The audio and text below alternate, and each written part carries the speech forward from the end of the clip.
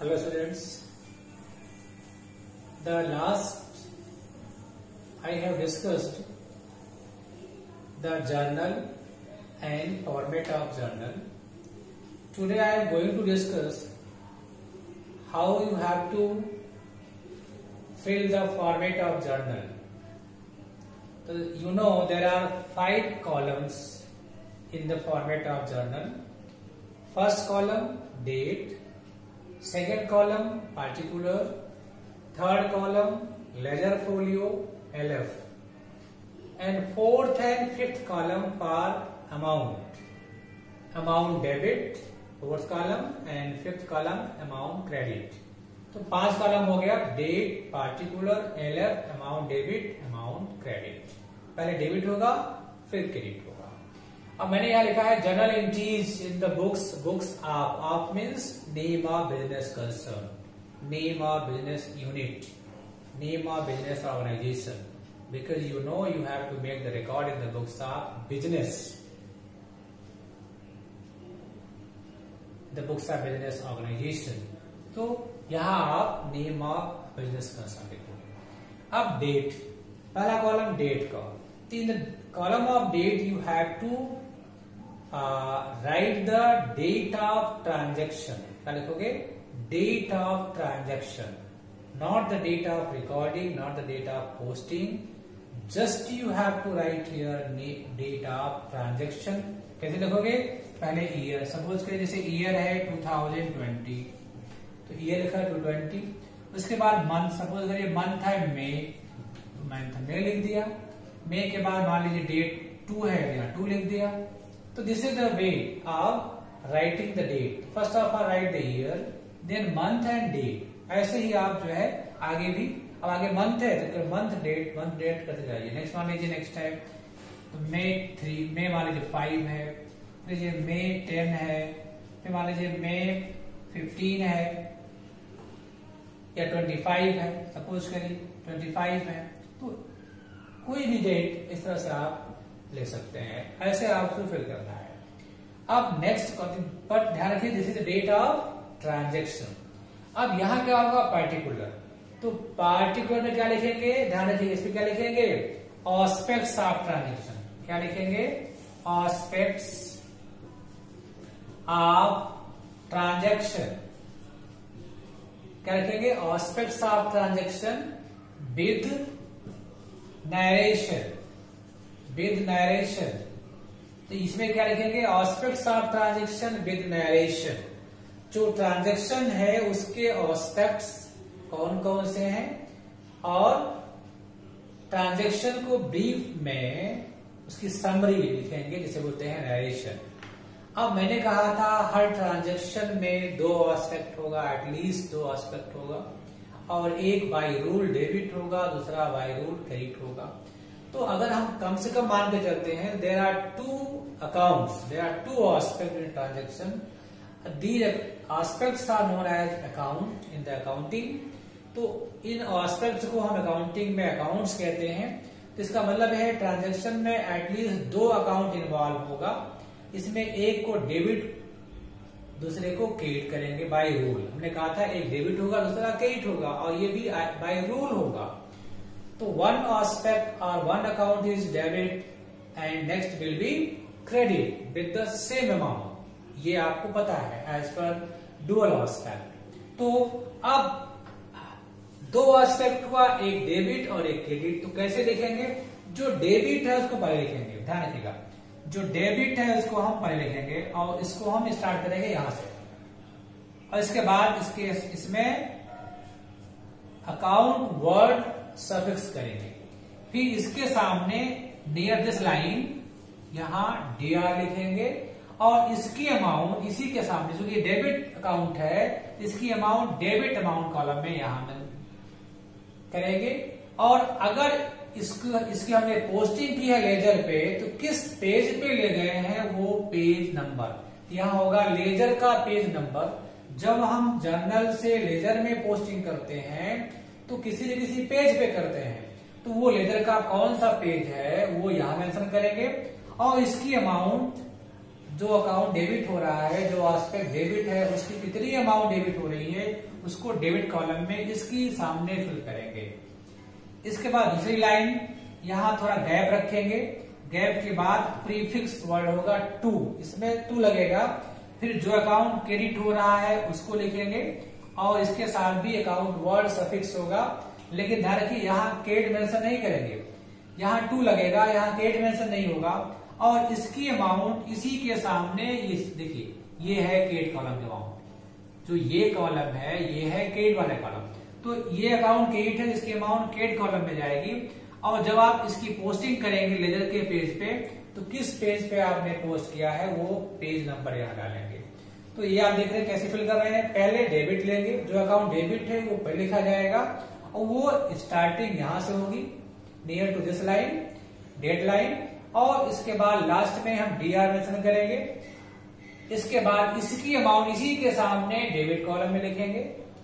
दूसरा कॉलम, दूसरी लाइन में क्या लिखेंगे, जो अकाउंट क्रेडिट हो रहा है, थोड़ा सा यहाँ प्लेस छोड़ करके टू वर्ड यहाँ पे प्रीफिक्स होगा, टू वर्ड के बाद जो अकाउंट क्रेडिट है उसको लिखेंगे, अकाउंट वर्ड मेंशन करेंगे, लेकिन यहाँ क्रेडिट नहीं लिखा जाएगा, इसकी अमाउंट इसी के सामने देखिए क्रेडिट कॉलम में लिखेंगे। और अगर आप इसकी पोस्टिंग कर रहे हैं लेजर में, तो किस पेज पे ले गए हैं वो पेज नंबर इनके सामने यहाँ लिखा जाएगा, जो आपके लिए इंपॉर्टेंट नहीं है, एज ए स्टूडेंट इंपॉर्टेंट नहीं है, लेकिन प्रैक्टिकल जॉब में ये इंपॉर्टेंस इसका है। ध्यान रखिए करना क्या है इसमें, जब हम इसको लेजर में पोस्ट करेंगे तो लेजर के किस पेज पे इसको लिख रहे हैं वो पेज नंबर यहाँ आ जाएगा। तो पहली लाइन डेबिट अकाउंट, दूसरी line credit account, debit aspect, credit aspect, ऐसा वैसा करना है, पहले डेबिट होगा फिर क्रेडिट होगा, इसीलिए यहाँ पर डेबिट है क्रेडिट है। और इसके बाद ब्रैकेट में लिखेंगे नरेशन, नरेशन में जनरली हम इसको बीइंग यूज करते हैं, और इसके बाद जो नरेशन है that means brief description of the transaction की समरी यहाँ लिख देंगे।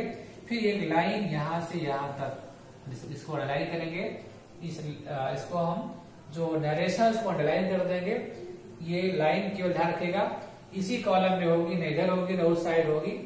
और ये जो आपने एक प्रोसेस कंप्लीट किया, इसे बोलते हैं प्रोसेस ऑफ जनरलाइजिंग या जनरलाइजिंग प्रोसेस। और ये जो आपने लिखा this is known as journal entry. तो जो प्रोसेस अप्लाई कर रहे हो, डेट लिखना, ये लिखना, वो लिखना, जो प्रोसेस फॉलो कर रहे हैं this is the journalising process, this is called as journalising process और प्रोसेस ऑफ जनरलाइजिंग। एंड जो आपने लिखा that is the known as entry. आपने एक एंट्री की, ये जो रिकॉर्ड किया ये एंट्री कहलाती है। तो जब आप ए करेंगे तो एंट्री होगी, जब कहीं होगा तो जर्नल एंट्रीज, वो एंट्रीज हो जाती है। तो to making the record is known as to make the entry, journal entry, and the process which is applied here known as process of journalizing. So this is the way of completing the format. ठीक है, अब मैं example लेते हैं। मान लीजिए कि cash account debit है, तो यहां ले लीजिए कैश अकाउंट, यहां ले लीजिए कैश अकाउंट डेबिट। सपोज करिए इसकी अमाउंट है 50,000, क्या लिखिए 50,000। अब सपोज करिए यहां क्रेडिट है कैपिटल, यानी कि कैपिटल अकाउंट, ये हो जाएगा कैपिटल अकाउंट। और इसकी अमाउंट भी वही सेम होगी, हमने कहा था दोनों सेम होता है, तो ये भी 50,000, लेकिन इसको कहाँ लिखेंगे, क्रेडिट कॉलम में लिखेंगे। सपोज करिए आपने इसकी पोस्टिंग की है, तो ये गया है पेज नंबर 10 पे, ये पेज नंबर 2 पे गया है, तो ये पेज नंबर डाल देंगे, लेकिन आपके लिए इंपॉर्टेंट नहीं है इसका, ये पेज आप इसे डाल सकते हैं। अब सपोज करिए ये डेबिट क्रेडिट क्यों हुआ, तो इसका ट्रांजेक्शन क्या था, तो मान लीजिए ऐसा था, ये था कि बीइंग बिजनेस स्टार्टेड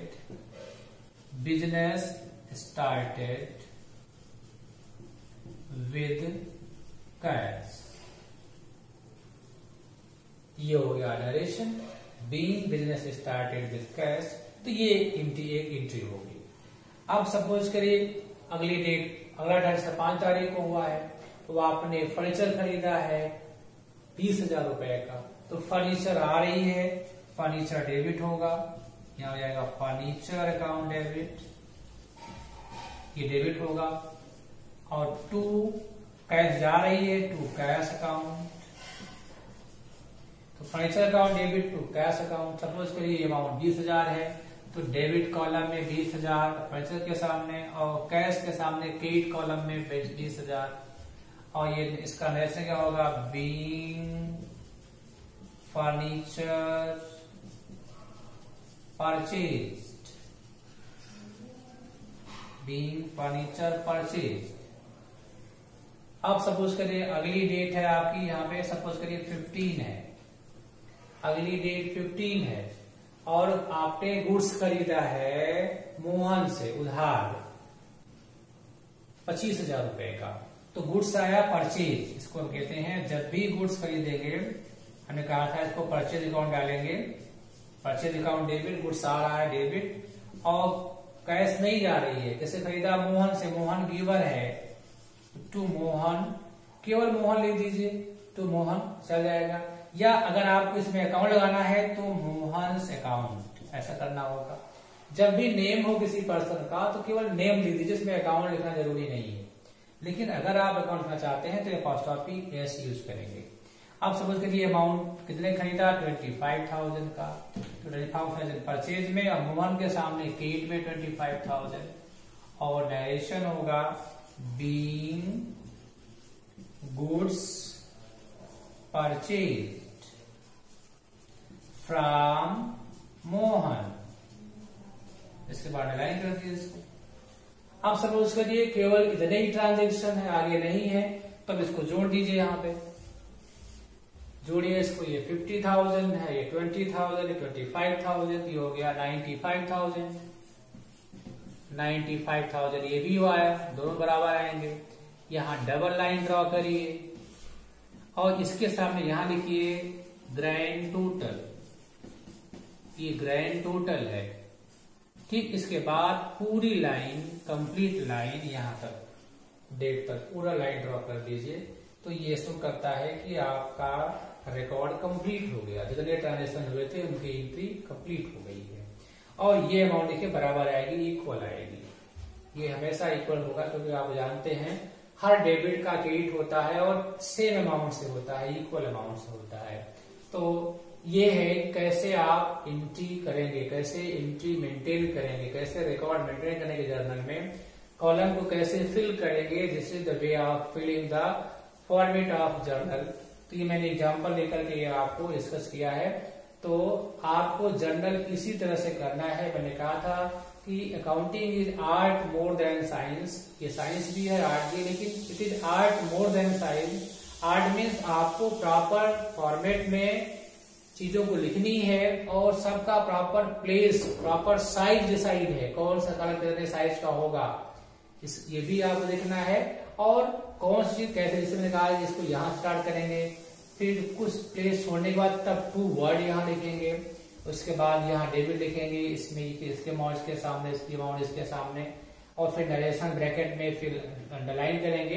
ये यही है आर्ट। तो art, accounting is art more than science, इसको फॉलो करना है, और ये इस तरह से इसको फिल करनी है। एक चीज मैं आपको और बता दूं यहाँ पे, जैसे मान लीजिए आपका पेज, आपको आपके पास और ट्रांजेक्शन है, और मेरा एक पेज फिल हो गया, तो मैं यहाँ पे क्या लिखूंगा, देखिए अब ये देखिए, अब आप ये जो लाइन लास्ट में खींच रहे हैं, उसके पहले यहाँ जो टोटल किया लिखेंगे कैरी फॉरवर्ड, ठीक है, टोटल